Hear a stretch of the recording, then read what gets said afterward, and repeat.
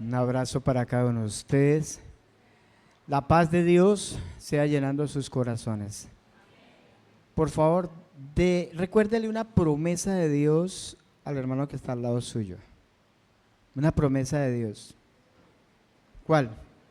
La que el Señor ponga en su corazón. Hay muchas promesas, ¿no? Dios es tu paz, ¿verdad? Dios guía tu camino, ¿verdad? El Señor es tu fuerza, el Señor es tu fortaleza. Dígasela al que está al lado suyo. Dele una sonrisa, dele un saludo. Porque la palabra de Dios dice que nos debemos bendecir unos a otros. ¿Sabe que la bendición es muy importante? Muy importante. Y usted bendiga a su esposo, su esposa, a sus hijos. Yo he tenido eso, o sea, el Señor me ha enseñado eso. Bendecir. Cuando sus hijos salgan de casa, bendígalos, ¿no? ¿Se acuerdan cómo hacían los católicos? A usted no le echa la cruz, ¿no? Pero usted le dice, el Señor te bendiga, te guarde, te guíe. Eso es importante, hermano. Es importante. Bendiga a sus hijos. Bendiga a la iglesia. Bendiga a su cónyuge. Bendiga a sus vecinos. Bendecid y no maldigáis. Hay personas que maldicen, ¿no? Y maldicen por todo. Maldicen sus hijos. Es una cosa impresionante. Maldicen los vecinos. No. Un creyente debe bendecir. Amén. Bien, hermanos, vamos a compartir la palabra. Pues hoy tengo una reflexión cortica,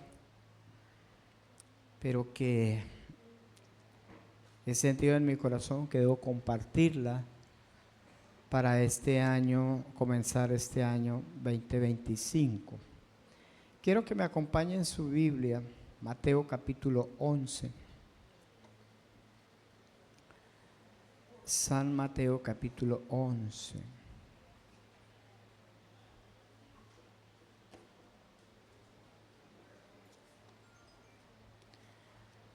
Vamos a leer versículo 25. 11:25 al 29, al 30.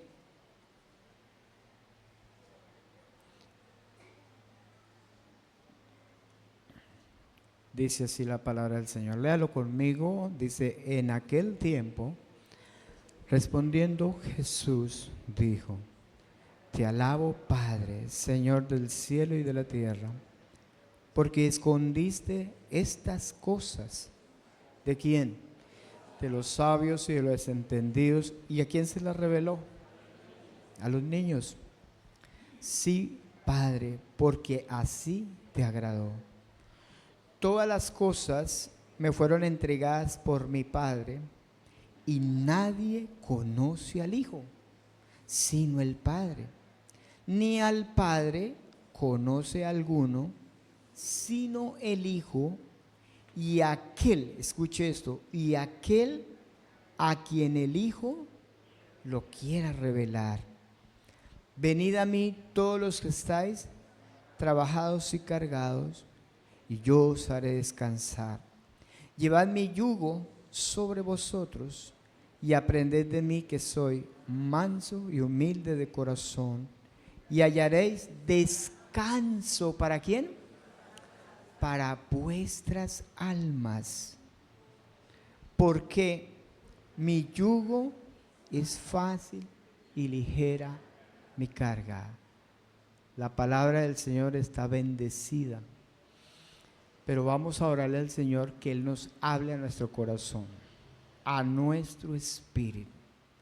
Si usted desea que Dios le hable, solamente tiene que abrir su corazón. Amén. Si no, entonces ciérrelo. Hay solo dos formas: abrir el corazón o cerrarlo. No hay más. Entonces, usted decide.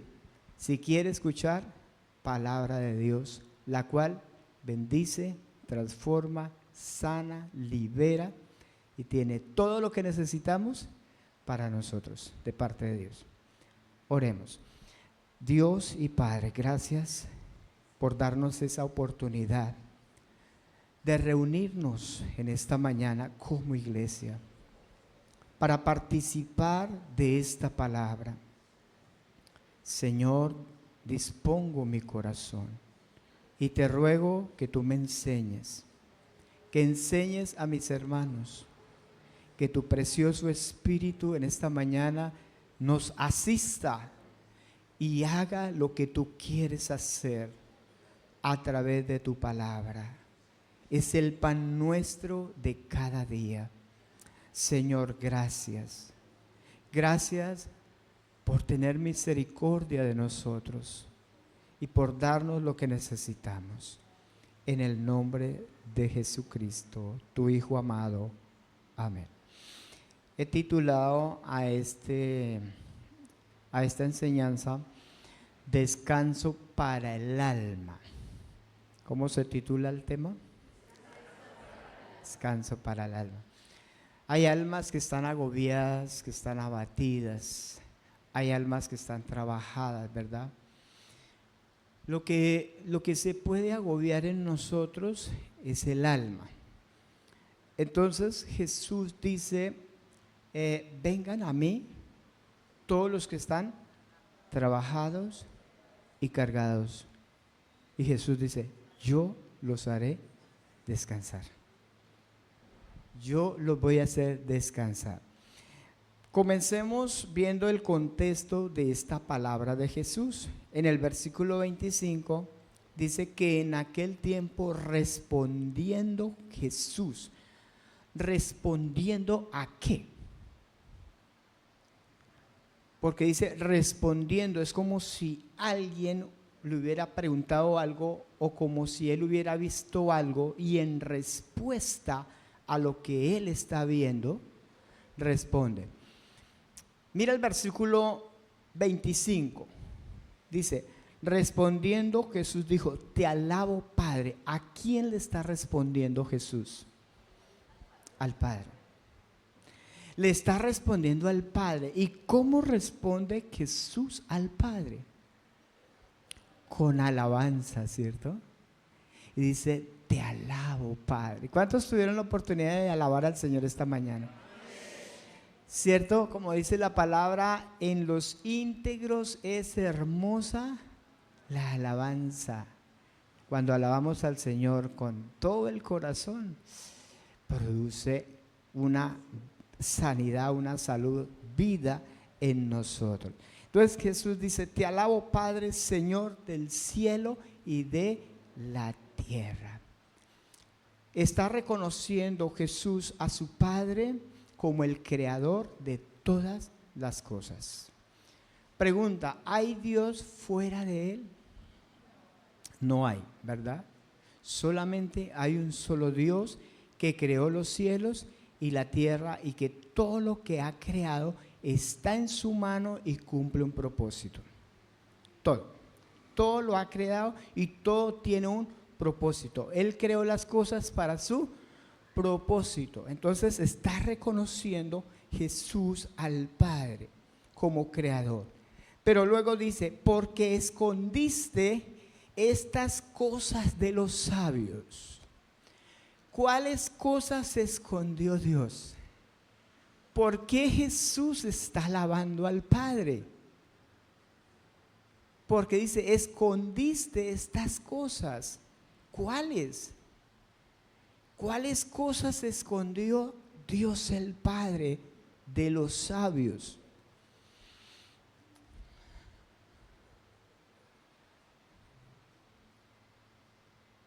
¿Cuáles? ¿Cuáles cosas? Las cosas de Él, los misterios, el Evangelio. El Evangelio, dice, escondiste estas cosas, el Evangelio de los sabios y entendidos. ¿Quiénes son los sabios y entendidos de este mundo? ¿Ah? Los que creen que tienen mucho conocimiento. Aquellos que son muy versados, eruditos según el mundo, pero que según Dios no es importante para ellos. Ellos son autosuficientes en sus propias opiniones. Entonces, ¿qué hizo Dios con esas personas? Le escondió. No les reveló el reino de Dios, no les reveló el evangelio a esas personas. Pero ¿a quién sí se las reveló? ¿A quién? A los niños, dice el versículo, ¿a dónde vamos? Sí, 25.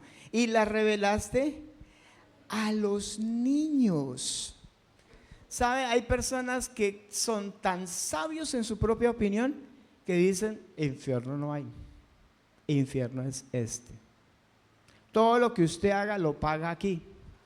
Uno se muere y todo se acaba. ¿Qué quiere decir eso? Que tienen un pensamiento diferente al de Dios. Y cuando una persona, escuche esto, tiene un pensamiento diferente al de Dios, quiere decir que él es autosuficiente y que no necesita de los conceptos de Dios. Por eso Dios no les revela el evangelio a esas personas. ¿Cuántos me están captando la idea? No les revela, porque ellos son sabios en su propia opinión. ¿Sí? La gente dice, Dios no hay, Dios no existe. A ver, muéstreme a Dios. Si usted me muestra a Dios, le creo. Son personas que tienen sus propios conceptos. A esas personas Dios no les revela su palabra, pero se las revela a los niños. Vamos a primera carta a los Corintios, capítulo 2. Y leemos el versículo 6. Primera de Corintios, capítulo 2, versículo 6.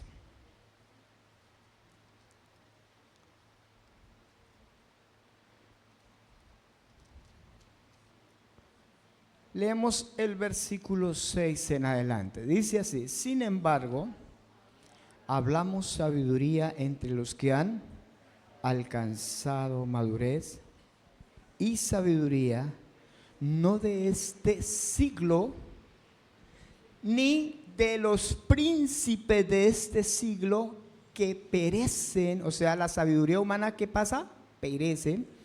Dice, mas hablamos sabiduría de Dios. ¿En qué? ¿Cómo es la sabiduría de Dios? En misterio. ¿Qué quiere decir eso? Que no para todos es revelado. En misterio. Dice, la sabiduría oculta, la cual Dios, ¿qué hizo? ¿Qué hizo Dios con esa sabiduría oculta? Predestinó. ¿Sabe qué es predestinación? Darle un destino antes de. Un destino antes de. Dice, la que Dios predestinó antes de que comenzaran el tiempo o los siglos. ¿Para quién? Para nuestra gloria. Aleluya. O sea, esa sabiduría, ¿para quién es? Para nosotros. Dice, la que ninguno de los príncipes de este siglo conoció, porque si la hubieran conocido, nunca habrían crucificado al Señor de gloria. ¿Qué hubiera pasado si los sabios de este mundo hubieran conocido la sabiduría de Dios? Jamás crucifican al Señor. Nunca habrían crucificado al Señor de gloria. Versículo 9. Antes bien, como está escrito, cosas que ojo no vio, ni oído oyó, ni han subido en corazón de hombre, son las que Dios ha preparado para los que le aman. ¿Para quién es esa revelación? para los que le aman. ¿Y quiénes son los que aman a Dios? ¿A quién le reveló Dios sus secretos? ¿Qué dice ahí? A los niños. A los niños. Ahora la pregunta es, ¿quiénes son los niños? Son aquellos de menor importancia para el mundo. Son aquellos que son considerados incapaces de salir adelante. Si en lo natural nosotros vemos un niño, ¿qué necesita un niño? Protección, dirección, cuidados, alimento. ¿Un niño se puede sostener a sí mismo? No. Un niño necesita de sus papás, ¿verdad? Un niño no se puede sostener a sí mismo. Pero dice la palabra que Dios reveló esas cosas a los niños, o sea, a aquellas personas que no son autosuficientes. Aquellas personas que dicen, yo no puedo vivir por mí mismo. Aquellas personas que son autosuficientes dicen, yo no necesito de Dios. Dios necesita de mí. Yo pensaba, cuando tenía unos 16, 17 años, como yo fui criado escuchando la palabra, yo conocía la palabra de Dios, como muchos niños acá y adolescentes que han crecido escuchando la palabra. Yo fui así y yo conocía la palabra, pero no tenía la revelación de Dios. ¿Y sabe qué pensaba yo? Yo duraba 3, 4 meses sin ir a una iglesia. Y yo decía, voy a ir porque pobrecito Dios, hace rato que no voy. O sea, yo pensaba que Dios necesitaba de mí. Qué cosa más salida de la verdad, ¿verdad? Yo no entendía. Sí, yo tenía conocimiento de la palabra, versículos de memoria, capítulos enteros de memoria, pero no tenía la revelación de Dios. Y a pesar de que era un chico adolescente o aún un niño puede tener el corazón endurecido. Pero ¿de qué niños habla ahí? Habla de personas, así sean viejas, adultas, de años, tienen un corazón sensible para Dios, que ven su necesidad de Dios y de ser dependientes de Dios. Por eso dice la palabra que Dios al altivo, ¿qué hace? Lo mira de lejos. Ese no me necesita. Ese no me necesita. Pero dice que a los humildes le da ¿qué? Gracia, le da lo que necesita, ¿verdad? Entonces el Señor Jesús estaba alegre, gozoso, alabando al Señor, porque Dios el Padre había revelado estas cosas a los niños. ¿Cuántos niños hay acá? Jesús dijo, dejad venir los niños a mí y no se lo impidáis. ¿Por qué? Porque de los tales, o sea, de los que son como ellos, es el reino de Dios. Entonces, ¿para quién es el reino de Dios? Para los niños, no para los autosuficientes. Para los autosuficientes no es el reino de Dios, porque se creen autosuficientes. Y yo he escuchado chicos que le han dicho a sus padres, chicos que crecieron en la palabra, y eso lo he escuchado a muchos adolescentes, que llega el momento y les dice, papá, hasta aquí lo acompañé, no lo vuelvo a acompañar a la iglesia. ¿Por qué? No, porque es que usted me obligaba a venir. Eso, ya me hace esa historia desde... Usted me obligaba a venir, eso no es lo que yo creo. Yo creo otra cosa, yo tengo mis propias opiniones. ¿Dónde adquirió eso? ¿Dónde adquirió esa mentalidad? En la escuela, en el colegio, redes. Bueno, ahorita las redes, antes era los amigos, ¿verdad? Y adquirían ese tipo de pensamientos. Y llegó el momento en que endureció su corazón, ¿verdad? Para no recibir lo que Dios tenía preparado para esa persona. Entonces los niños son aquellos que no son autosuficientes. Dígale al que está al lado suyo. Los niños son aquellos que no son autosuficientes. Para ellos es el reino de Dios. No se trata de conocimiento, hermano. Se trata de una buena actitud. De una actitud humilde, sencilla, para aprender de Jesús. Cada vez que yo aprendo, veo la necesidad de conocer más a Jesús.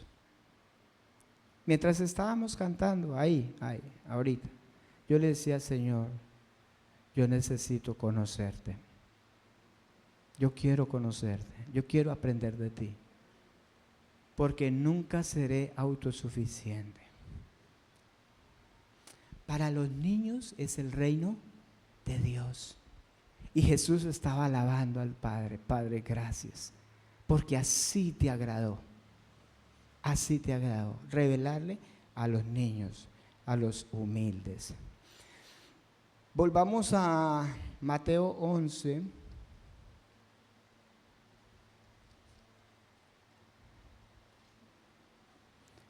Versículo 26.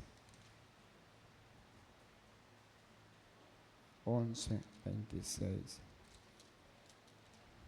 Dice, sí, Padre, porque así te agradó. Todas las cosas me fueron entregadas por mi Padre. Y nadie conoce al Hijo sino el Padre, ni al Padre conoce a alguno sino el Hijo, y aquel a quien el Hijo lo quiera revelar. ¿Quién revela al Padre? ¿Quién nos revela al Padre? El Hijo, ¿cierto? Porque Él, el Hijo, conoce al Padre y el Padre conoce al Hijo. Entonces, ¿quién nos puede revelar y mostrar al Padre? El Hijo, ¿verdad? El Hijo. Vamos a primera carta a los Corintios, capítulo 1. Primera carta a los Corintios, capítulo 1. Versículo 26. Dice, pues mirad, hermanos, vuestra vocación, que no sois muchos sabios, ¿según qué? Según la carne, ni muchos poderosos, ni muchos nobles, sino que lo necio del mundo escogió Dios para avergonzar a los sabios, y lo débil del mundo escogió Dios para avergonzar a lo fuerte, y lo vil del mundo y lo menospreciado escogió Dios, y lo que no es, para deshacer lo que es, aleluya, a fin de que nadie se jacte en su presencia. ¿Sabe para qué nos ha escogido Dios a nosotros? Para avergonzar a los sabios. Y Dios nos usa a nosotros para deshacer lo que supuestamente es. ¿Y quién hace eso en nosotros? El Hijo. Y el Hijo nos revela al Padre. Entonces, si el Hijo es el que nos revela al Padre, entonces, ¿a dónde debemos venir nosotros? Al Hijo, para que Él nos revele al Padre. Necesitamos venir a Jesús. Dígale al que está al lado suyo, necesitas venir a Jesús. Entonces, ¿por qué viene la pregunta? ¿Por qué el evangelio no es revelado a algunas personas? Bien, por la dureza del corazón. ¿Sabe que hay personas que no entienden el evangelio? Yo lo digo por mí mismo. En mi adolescencia, a mí me gustó las discotecas, el baile, y no quiero recordar eso. Pero traigo a colación esto porque yo pensé que ese era mi mundo, o sea, que fuera de eso no había nada. Yo vivía como una fantasía. Yo decía, después de esto no hay nada. Habiendo crecido escuchando la palabra. ¿Y sabe por qué? Porque el evangelio no me había sido revelado. Porque había dureza en mi corazón. ¿Y sabe por qué había adquirido dureza en mi corazón? Por lo que escuchaba, que no era de Dios. Y eso endureció mi corazón. Entonces, ¿por qué el evangelio está encubierto a los incrédulos, a los que no creen? Porque hay dureza. Satanás ha enceguecido los ojos de las personas. El Dios de este siglo cegó el entendimiento de los incrédulos para que no les resplandezca la luz del evangelio. Entonces, Dios desea que todas las personas sean salvas, ¿cierto? Dios desea. Dios no quiere que ninguno se pierda. Ninguno. Pero ¿por qué el evangelio no produce vida en el corazón de las personas? A veces lo que el evangelio y la palabra de Dios producen en una persona es dureza. ¿Pero por la palabra o por el terreno? Por el terreno, por el corazón. Entonces, entre más se escucha la palabra, más se cierra, más se endurece. Y el Señor tiene que decirle al profeta Isaías, predíqueles para que se endurezcan. Tremendo eso. Predíqueles para que se endurezcan. ¿Sabe por qué? Porque va a llegar el momento en que esas personas van a tener que tocar fondo. Aquellas personas que han escuchado el evangelio y le escuchan la palabra y endurecen su corazón, un día van a tocar fondo y va a ser terrible para ellos.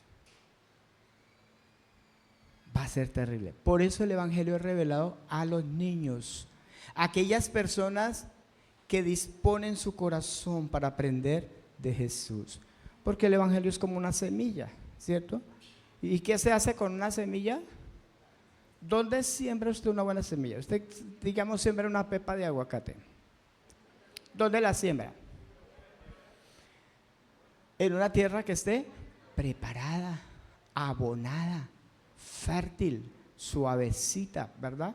Porque ahí va a producir semilla. Así es el evangelio. ¿No dice la palabra que el reino de Dios es como una semilla de mostaza? O la fe, ¿sí? La fe como una semilla de mostaza, y es pequeñita, se siembra. Pero ¿qué pasa cuando ella germina? ¿Y quiere que le diga algo, hermano? Cada vez yo experimento en mi vida el poder del evangelio.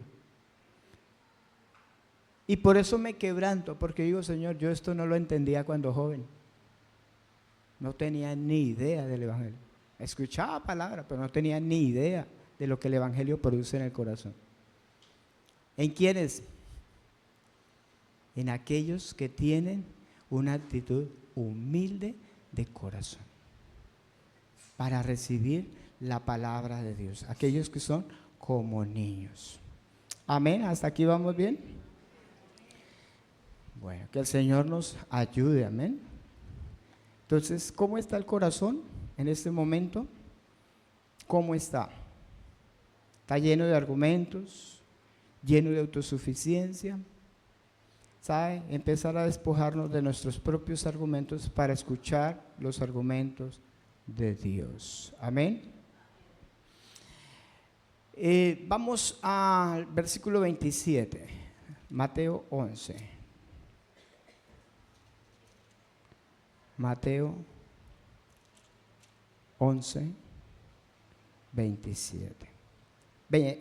Sí, 27. Ya lo leímos. 28. Dice, venid a mí, todos los que estáis trabajados y cargados. ¿Y qué? Y yo los haré descansar. Aquí viene la invitación de Jesús. Aquí viene la invitación del Señor. Entonces el Señor dice, vengan a mí, todos. ¿Cuáles? Todos aquellos que están ¿qué? Trabajados y cargados. ¿Sabe qué significa la palabra trabajado? Significa agobiado. Agobiado significa una persona que está inclinada hacia adelante por sus cargas y congojas. Así. Y el Señor dice, vengan a mí todas esas personas, porque yo les voy a dar descanso. En lo espiritual, ¿qué significa trabajado y cargado, agobiado? O sea, que lleva un sufrimiento, que lleva una pesada carga en su conciencia por el pecado. La invitación de Jesús es a todos aquellos que ven que están muertos en delitos y pecados y que están sufriendo por su pecado y que ya no pueden más en su conciencia con sus cargas por su pecado. Dice, vengan a Jesús. Son pocas las personas que están en ese estado.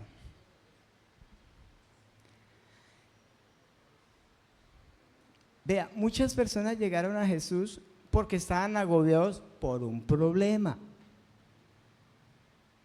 Porque el marido las iba a dejar, o ella iba a dejar al marido. Y llegaron a Jesús por eso. Pero no llegaron porque estaban agobiados por su pecado, sino porque tenían un problema. Económicamente no conseguían trabajo y llegaron a Jesús por eso. O tenían una enfermedad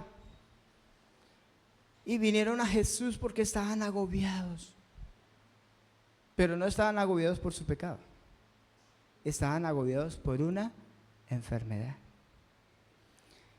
Y aún así vinieron, y Jesús es bueno, Dios es bueno y hace milagros, ¿cierto? Y bueno, hay lugares donde se enfatiza mucho eso. Eso está bien, pero ¿qué es lo que está mal? Que vienen con una motivación incorrecta a Jesús. Porque Dios es bueno, ¿cierto? ¿Cuántos han sido sanados aquí por el poder de Dios? Que fueron sanados. Yo también. Yo he experimentado la sanidad de Dios. Pero eso son añadiduras. Esa no es la invitación que Jesús está haciendo. Porque muchas personas creen que la invitación de Jesús es a ese tipo de personas que están cansados físicamente, emocionalmente. No, es espiritualmente. Aquellos que vinieron a Jesús porque dijeron, mi pecado me va a condenar. ¿Qué hago?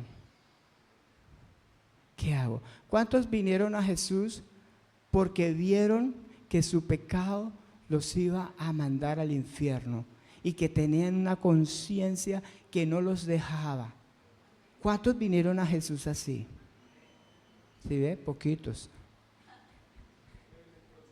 Pero en el proceso van entendiendo. Muy bien, esa es otra. Gracias. Eso, si es que nos edificamos, hermano, bueno que hable. Algunos no llegaron así, pero después lo entendieron. Pero ¿qué es lo importante ahora? Entenderlo. Entonces, el llamado de Jesús es para todas las personas que ven que su pecado los va a mandar más allá de 3 metros bajo tierra. a un infierno, a un lago de fuego. Las personas dicen, infierno no hay. Las personas dicen, el infierno es este. Ahora, un Dios bueno nunca va a mandar a una persona al infierno. Pero es que quien manda al infierno no es Dios, es el pecado.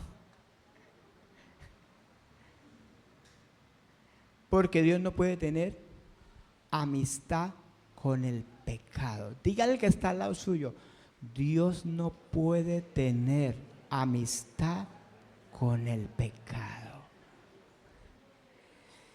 ¿Qué necesitamos? Que Dios quite mi pecado, mi carga. Que Dios me limpie, que Dios me perdone, porque eso es lo que realmente va a hacer descansar el alma. A eso vino el Señor. A eso vino Jesús. Jesús dijo, yo he venido a llamar a pecadores, o sea, personas que reconocen su pecado. Yo no he venido a llamar a justos, yo no he venido a llamar a personas que están contentas con su pecado, porque hay personas que están contentas con su pecado. Ay, tan rico. Se deleitan practicando el pecado. Ellos no se ven pecadores. Ellos dicen, eso es normal, eso lo hace todo el mundo. ¿Sí? Eso es normal. Para esas personas no es la invitación. Si está contento con su pecado, siga con su pecado. Siga. La invitación no es para esas personas. La invitación es para aquellos que se ven pecadores ante un Dios santo. Amén. Ante un Dios santo. Esos son los niños. Aquellos que están reconociendo su pecado. Aleluya. Entonces dice, vengan a mí, todas esas personas, yo los haré descansar. Qué precioso, hermano. ¿Saben? El descanso más grande para un alma es saber que he sido librado de mi pecado. Y que ahora tenga una comunión con Dios y que Jesús me ha llevado al Padre para tener una comunión íntima con el Padre. Lo demás viene por añadidura. ¿De qué nos afanamos? Jesús dijo, ¿por qué se afanan? Uy, ¿qué vamos a comer? No estamos desayunando y estamos pensando, uy, ¿qué va a ser el desayuno mañana? A mí a veces me pasa, estoy desayunando y le digo a mi esposa, mi amor, ¿qué va a ser de almuerzo? Y el Señor dice, no se afanen. O luego yo no les puedo dar a ustedes lo que necesitan. Oiga, si Dios sostuvo a 3 millones de personas en un desierto por 40 años. Increíble, a mí me parece increíble eso. Un desierto donde no hay nada. No, eso es admirable de Dios. O sea, ¿cuánto más nosotros? ¿Cierto?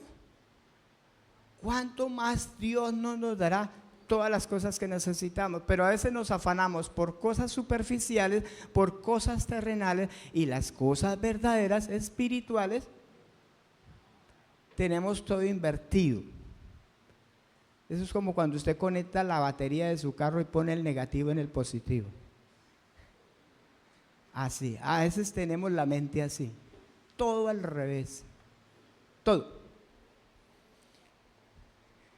Pero el Señor dice, vengan a mí, yo los voy a hacer descansar.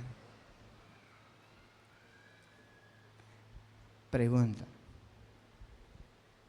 ¿usted ha experimentado descanso en su alma? ¿Su alma está agobiada? ¿Está cargado? ¿Sabe que no hay nada que usted pueda hacer para hacer descansar su alma? ¿Sabe que el único que puede hacer descansar su alma se llama Jesucristo? Porque Él nos hace descansar y nos lleva a una comunión con el Padre. sin, sin lugar a equivocarme, la vida más feliz, más que se vive a plenitud, es la vida que uno vive con Jesús. Se lo digo con plena certeza. No hay dinero, no hay posición, no hay nada que se pueda comparar a la vida en Cristo.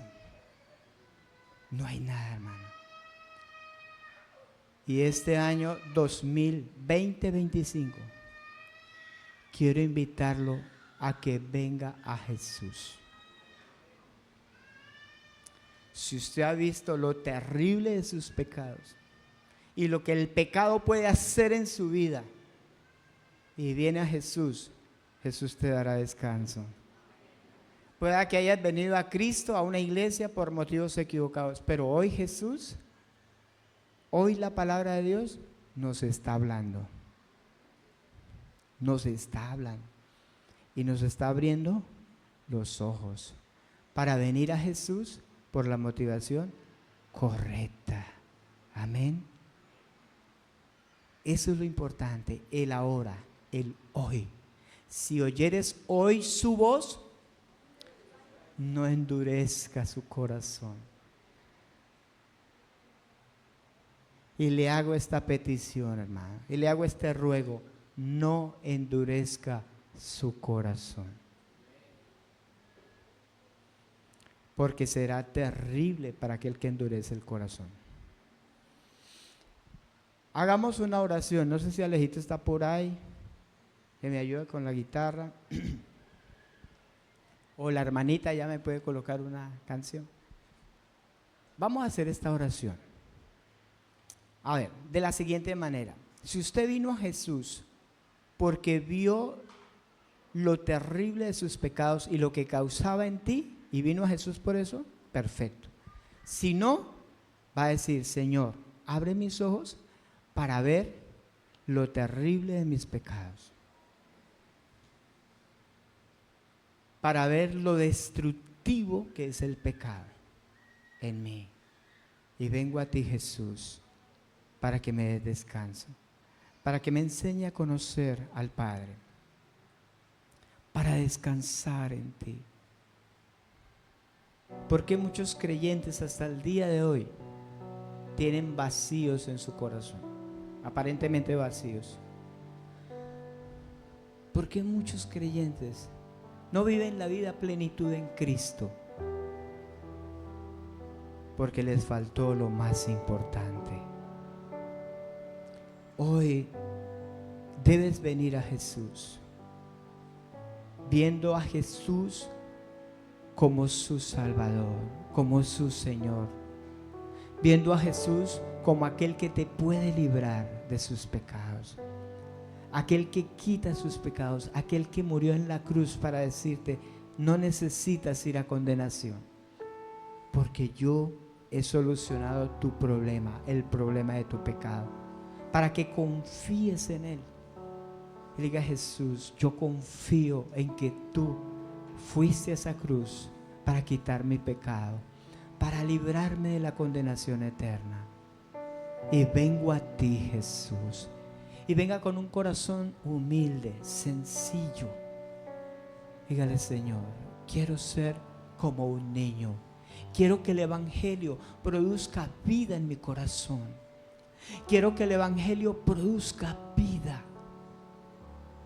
No se preocupe por lo demás. Tienes un problema económico, tienes un problema de familia, no se preocupe. Eso es lo de menos. Eso es lo de menos.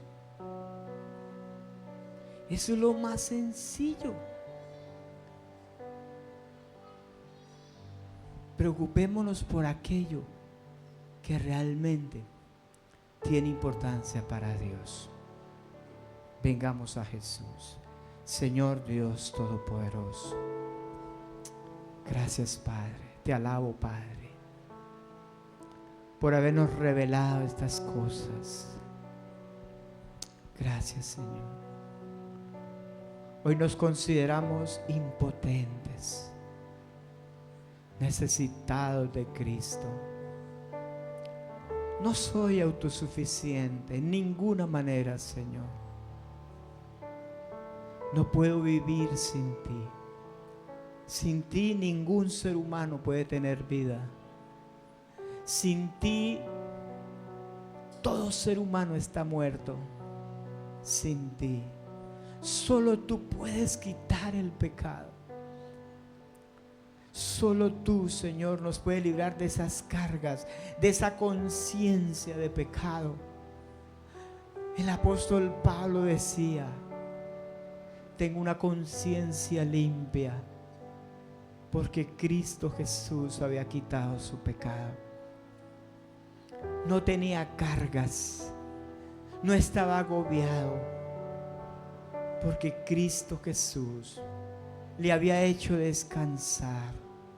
Y hoy venimos a ti, Jesús, y te reconocemos como nuestro Salvador, como nuestro Señor.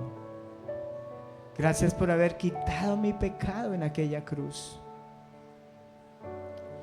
Gracias por limpiar mi conciencia, porque ya no tengo conciencia de pecado, pues he sido lavado con tu sangre. Oh Señor, cuánto descanso has dado a mi alma, Señor. Cuánto descanso tienes para el alma de aquellos que están agobiados por su pecado. Aquellos que en su espíritu luchan y tienen conciencia de pecado,